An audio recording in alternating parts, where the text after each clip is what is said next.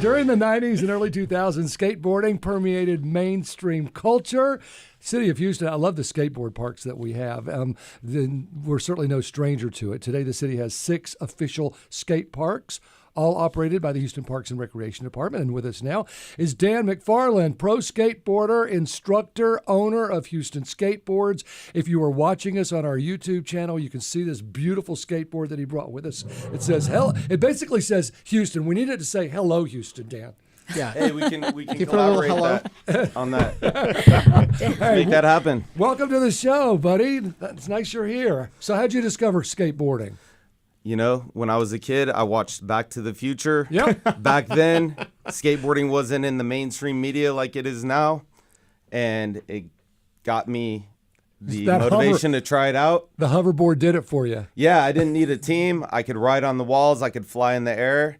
And it was super fun. So I got hooked and I made a living out of it. And I continue to introduce it to more people every single day from my shop at Post Houston downtown. Nice. So I rode a skateboard once. Oh, I grew up on My brother one. had one. I stepped on it. I didn't expect it gave side-to-side sway. I thought it would be firm.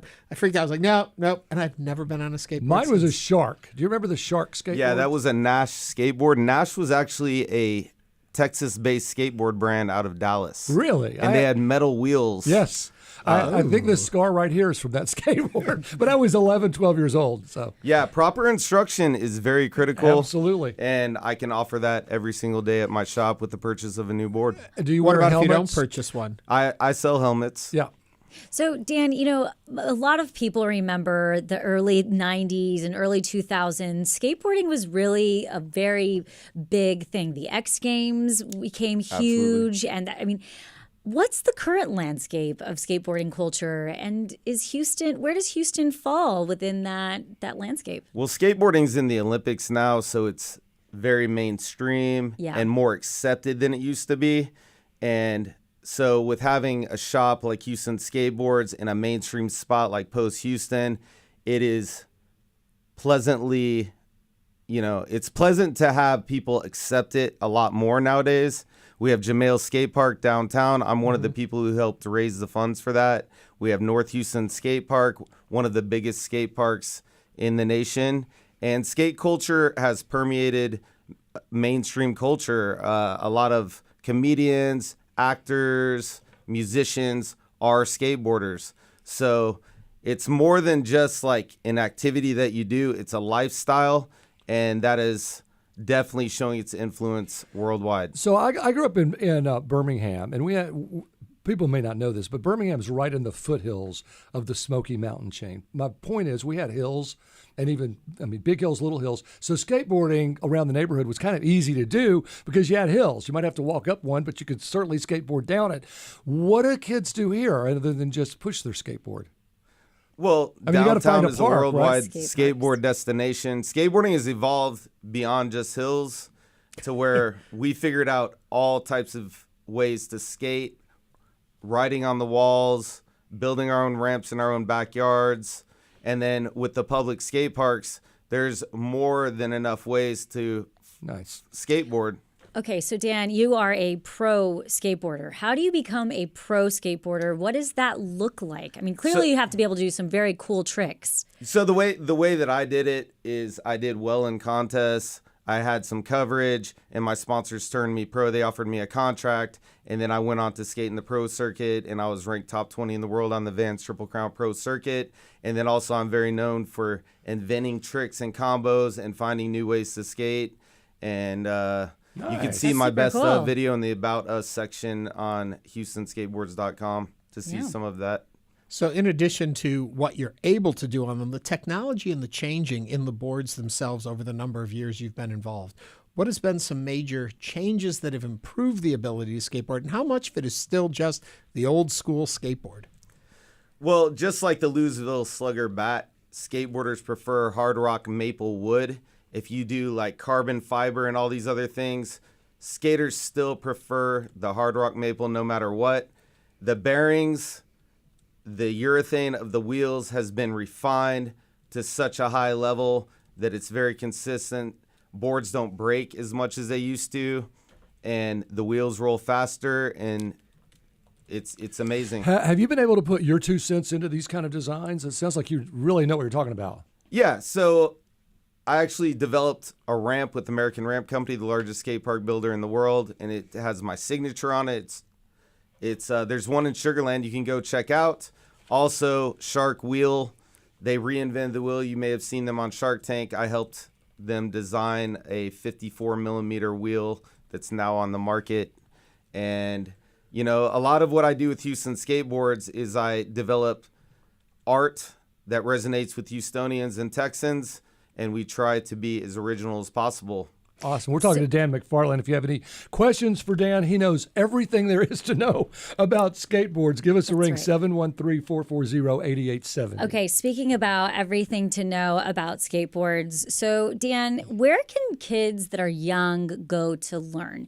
Because my 4-year-old son, Philip, is absolutely obsessed. He has a scooter and he gets on the side of it and he starts scooting like he's on a skateboard. And Dan and I are looking at each other like there's no way we're going to teach him. So if parents are like, my kid is showing interest in wanting to get into skateboarding, where do kids go to learn? Nothing major, like not big fall into. Says the mom. So I don't want any Birmingham. I don't want any broken bones, you know? yeah, so kids are skating from birth nowadays because of the Olympics. People want their kids to be a champion, but 4 years old is a great start for a kid. And when you come to my shop, I have kid-sized skateboards. We can custom build you one. I have non-abrasive grip tape, and then I can take them through a little quick start lesson and get them familiar with the board. And then they can take that, go over to Jamail Skatepark 1 mile away, and build up those skills. There's instructors over there as well. Okay. And a skateboard's a skateboard. There's not like a beginner skateboard with training wheels. You gotta learn it from the beginning. That's what I needed. I know. They call that a wheelchair, Ernie. And Frank's in a scooter now too, but a whole different one. So I guess it's just the size of the board when you're a kid, right? I mean, The size of the board, and like I said, there's new technology, which is the rubberized grip tape that doesn't scratch up a little kid that wants to ride on their stomach or their back. You know, this stuff will tear you up. right. And the sizing is also critical because the maneuverability of the board depends on the length and all of that. And I'm guessing, elbow pads? Yeah, and talk safety a knee little pads. Yeah, so I offer helmets and pads of all sizes at my shop. And I always tell people one of the secrets to progressing quickly at skateboarding is to put on your pads, your helmet, then you'll have less fear and you'll have less injuries. That's the key right there, isn't it? It's always crazy when I look at skateboard parks and I see all that concrete and all these people flying around. I just think there'd be so many more injuries, but it's not as dangerous as I think, is it? Yeah, everything is calculated. Skateboarding is not a contact sport like baseball and football, basketball even. So it's rare that you collide with other people. That's where the main injury would happen. But when you go bigger and try to see what you're made of, you're bound to have an injury. But, we often see at different shopping centers, you'll see no skating, no skateboarding and things like that. Why is it so important for communities to offer places for young people to go to skate? Because skateboarding teaches you how to set goals, builds courage. It's a healthy lifestyle when you have consistent physical activity that you can do outside. And when shops understandably put up signs, no skateboarding, to protect their property, that limits the amount that young people and even older people can practice on their skateboard. That's why the parks are so critical, so that you can skate every day. Hey, Dan, JC Squared from YouTube says, Dan is so cool, holy moly. What is his favorite Houston skateboard design? I would say my favorite Houston skateboard design would be this tile sign curb right here. These are the first street signs in Houston.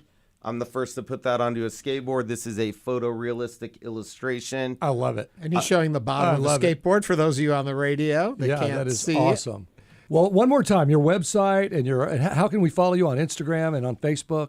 Follow me, Houston Skateboards on Instagram and Facebook. We do pop-up shops. I will be at St. Arnold Brewery in a couple weeks. Oh, we love that place. Yeah. So I go to No Label, and that's an offering for you guys to come hang out with me, have fun, check out all the products. And then also HoustonSkateboards.com keeps you up to date. All right. Dan, Holy thanks. moly, you're cool. Thank you. Dan You are cool MacFarlane, too. pro skateboarder and owner of Houston Skateboards. Dan, thank you so much for joining us today on Hello Houston. Yeah, I love Thanks that for board. having me.